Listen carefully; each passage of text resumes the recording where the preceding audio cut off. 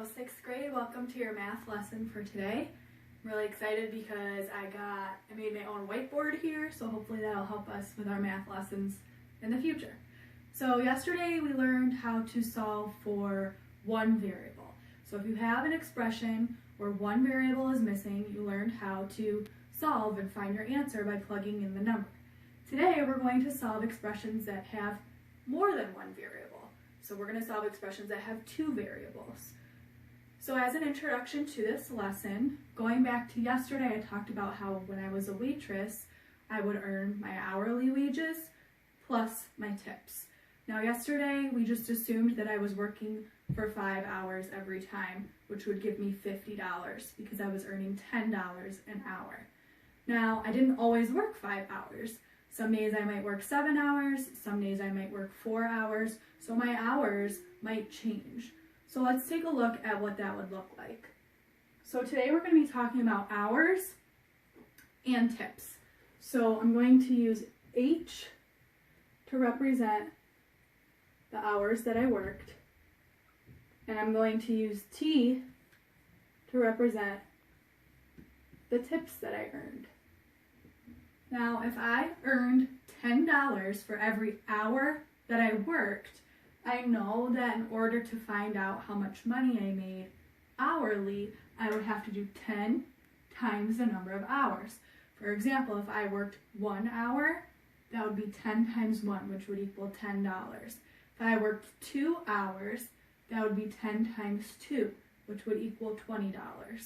So the first part of my expression is 10 times H.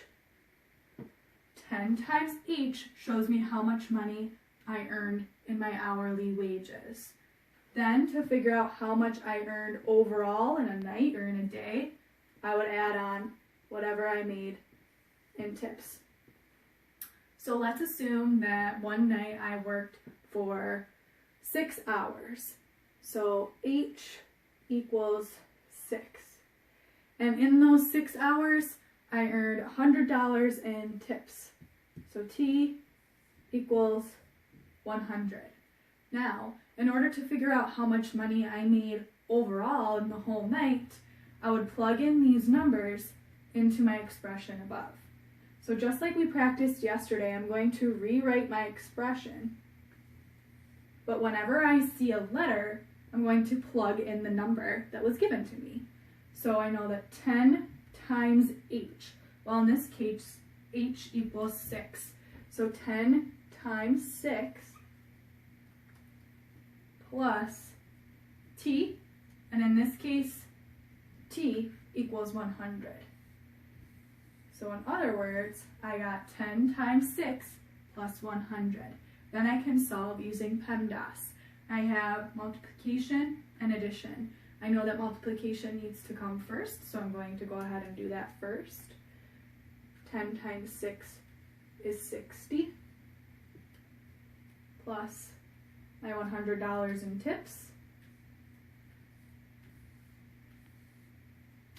60 plus 100 would give me $160.